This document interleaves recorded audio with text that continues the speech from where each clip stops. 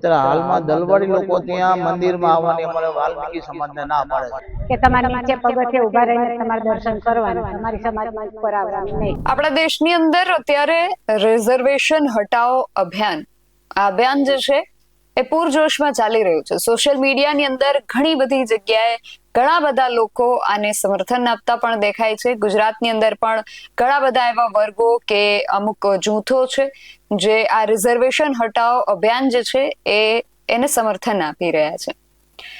પરંતુ અત્યારે જ્યારે રિઝર્વેશન હટાવવાની વાત ચાલી રહી છે ત્યારે સાથે પ્રશ્ન એ પણ ઉઠે છે કે ભારતની અંદર આ જે રિઝર્વેશન કે જે અનામત છે એ શું માત્ર આર્થિક સમાનતા લાવવા માટે જ હતું? શું આપણા દેશની અંદર સામાજિક અસમાનતા અસ્તિત્વ જ નથી ધરાવતી?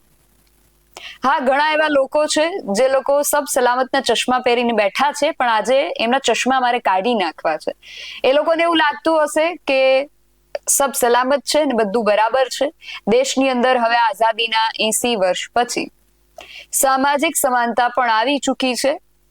પરંતુ એમના ચશ્મા આજે જ્યારે હું ઉતારીશ અને સુરેન્દ્રનગરની ઘટનાની વાત કરીશ ત્યારે કદાચ એમને સમજાશે કે દેશની અંદર અત્યારે અનામતનું શું મહત્વ છે, આખો મામલો શું છે, સુરેન્દ્રનગરની આ ઘટના શું છે, તેના વિશે વિગતે વાત કરીએ આ અહેવાલમાં. જય હિન્દ BSI ન્યૂઝ પર આપની સાથે હું છું નિધિ ગઢવી. એક તરફ આ દેશની અંદર જે રીતે મેં અગાઉ કહ્યું કે રિઝર્વેશન હટાવો અભિયાન ચાલી રહ્યું છે. એક મોટો વર્ગ એવો છે જેમનું માનવું છે કે દેશની અંદર હવે અનામતની જરૂર નથી. દેશ આઝાદ થયાને 80 વર્ષ વીતી ગયા છે. જે લોકોને જે પછાત વર્ગના જે લોકો હતા, જે લોકો પછાત હતા, એ લોકો હવે અનામતનો લાભ લઈને ઘણા આગળ આવી ચૂક્યા છે. ઘણા બધા અધિકારીઓ, પદાધિકારીઓ, ઘણા બધા સારા સારા પદ સુધી એ લોકો પહોંચી ગયા છે અને હવે એમના જ આગળના પેઢીના જે લોકો છે એ અનામતનો લાભ લઈ રહ્યા છે ને ઘણા એવા લોકો છે જેમને લાભ મળવો જોઈએ ખરેખર એમને નથી મળી રહ્યો. એટલે અનામતની અંદર પણ અસમાનતા થઈ ગઈ છે એવું એમનું કહેવું છે. પરંતુ પ્રશ્ન એ ઉઠે છે કે આ જે અનામત છે એ શું માત્ર આર્થિક સમાનતાને લાવવા માટે જ હતું? કારણ કે ભારતની અંદર ઘણી બધી સામાજિક અસમાનતાઓ પણ જોવા મળે છે. અને હું આ જે વાત કરી રહી છું, હું આઝાદીના સમયની વાત નથી કરતી, હું આજની વાત કરું છું. હું ઓગસ્ટ 2026ની વાત કરું છું. આઝાદીને 80 વર્ષ થઈ ગયા. હમણાં જ આપણે 15 ઓગસ્ટ ઉજવી, સ્વતંત્રતા પર્વ ઉજવ્યો. પરંતુ શું આપણે એ જે વિચારો હતા એમાંથી સ્વતંત્ર થઈ શક્યા છીએ? અનામતની વાતો વચ્ચે આપણા દેશની અંદર હજુ પણ આર્થિક તો ઠીક પણ સામાજિક અસમાનતાના ઉદાહરણો આપણી સામે આવી રહ્યા છે. ગુજરાત જેવા વિકસિત રાજ્યમાંથી પણ આ પ્રકારના સમાચારો સામે આવી રહ્યા છે. ત્યારે આપણને આ જે સમાચારો છે વિચારતા કરી મૂકે છે કે શું ખરેખર અત્યારે દેશમાંથી અનામત જે છે એને હટાવી શકાય? એ અત્યારે જરૂરી છે કે એને બચાવવું જરૂરી છે? સૌથી પહેલા તો સુરેન્દ્રનગરની આ ઘટના શું છે તેના વિશે તમને થોડી વાત કરું તો સુરેન્દ્રનગર ની અંદર જે શહેર છે, શહેરની TB હોસ્પિટલ પાસે એક મંદિર આવેલું છે અને આ મંદિરમાં અનુસૂચિત સમાજના લોકોને દર્શન અને પૂજા વિધિમાં જવા દેવા માટે અટકાવવામાં આવ્યા. અને એમને જ્યારે અટકાવવામાં આવ્યા ત્યાર પછી વાલ્મીકી સમાજના જે લોકો હતા એમનામાં ખૂબ રોષ ફાટી નીકળ્યો છે.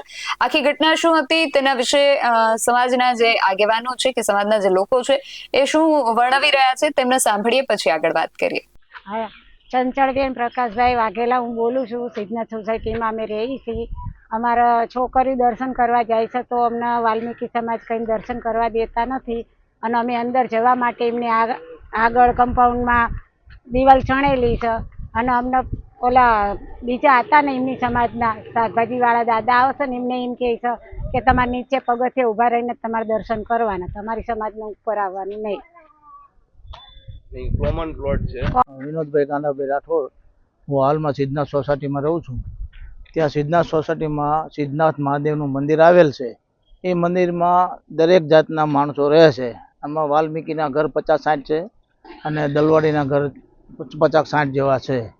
તો અત્યારે હાલમાં દલવાડી લોકો ત્યાં મંદિરમાં આવવાની અમારે વાલ્મીકી સમાજને ના પાડે છે કે તમારા મંદિરમાં દર્શન કરવા નહીં આવવાનું અને મંદિર ઉપર ચડવાનું નહીં. એના માટે અમે રિક્વેસ્ટ કરી લઈ એ લોકોને, દલવાડી લોકોને બોલાવી. તે પછી અમે સિટી પોલિટિશિયનમાં ગયા, અહીંયા કરેલી કે ભાઈ આ લોકો અમને આ રીતે હેરાન કરે છે અને મંદિરમાં ચડવાની ના પાડે છે અને પૂજા અર્ચના કરવાની ના પાડે છે. તે પછી અમે એ લોકોને એમ કીધું કે ભાઈ અમે પૂજા, તો પછી તે પછી પીઆઈ સાહેબની સામે હા પાડી કે મંદિરમાં આવવા દઈશું. છતાં મંદિરની ફરતે કમ્પાઉન્ડ કરે છે કે અમને લોકોને અંદર ન જવા દે માટે. તો એ આડો કમ્પાઉન્ડ કરવામાં આવે છે અને એ કમ્પાઉન્ડ કર્યા પછી એમ કહે છે તમને વાલ્મીકીને કોઈ આની અંદર પ્રસંગ કરવા નહીં દે. એટલે આના માટે અમે પોલીસ કમિશનરે કામ અટકાવવા માટે કર્યું કે સાહેબ આ કામ અટકાવો અને કોમન પ્લોટની અંદર આ કોઈ કામ થવું ન જોઈએ બાંધકામ. છતાં નગરપાલિકાના મેયરને મળ્યા, કમિશનર મળ્યા, કોઈ આનો અમને ન્યાય મળ્યો નથી. એટલે ન્યાય ન મળે એના માટે અમે ડીએસપી સાહેબને મળવા આવ્યા છે અને ડીએસપી સાહેબ અમને આદેશ કરે કે અમને ન્યાય મળે એવી અમને આશા છે અમારી. આ વાત છે ઓગસ્ટ 2026 ની. આ કોઈ જૂની વાત નથી કે તમે વર્ષો જૂની વાત કરી રહ્યા છો, અત્યારની જ વાત છે. અને અત્યારે એક તરફ આપણે રિઝર્વેશન હટાવની વાત કરી રહ્યા છીએ, બીજી તરફ આ પ્રકારના સમાચાર સામે આવી રહ્યા છે.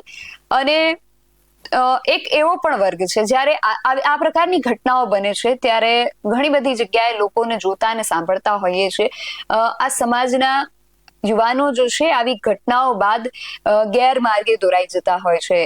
ઘણા બધા લોકો જ્યારે આવી રીતે એમને મંદિરમાં જતા અટકાવવામાં આવે છે ત્યારે એ લોકો આ વાતને મન પર લઈ લેતા હોય છે અને પછી એ લોકો એવી વિચારધારા સાથે બંધાઈ જતા હોય છે, એવા વિચારોને એટલા મજબૂત કરી લેતા હોય છે કે મંદિરમાં જવાની જરૂર જ શું છે. અમે મંદિરમાં જઈ રહ્યા છીએ ત્યારે અમારું અપમાન થાય છે અને અમારે મંદિરમાં જ નથી જવું. અને પછી એ પોતાના ધર્મથી વિમુખ થઈ જાય છે અને અન્ય ધર્મમાં ધર્મ પલટો કરી લે છે. આ અમુક આંકડાઓ જો છે, અત્યારે હિન્દુત્વની સરકાર છે, હિન્દુત્વવાદી સરકાર છે, એવી વાતો ઘણી બધી વખત થતી હોય છે. પણ જો સરકાર હિન્દુત્વવાદી છે કે હિન્દુઓ માટે સારું કામ કરનારી સરકાર છે, તો અમુક જે આંકડાઓ એવા સામે આવે છે કે 90% વધુ હિન્દુ ધર્મના લોકો ધર્મ પરિવર્તન કરી રહ્યા છે.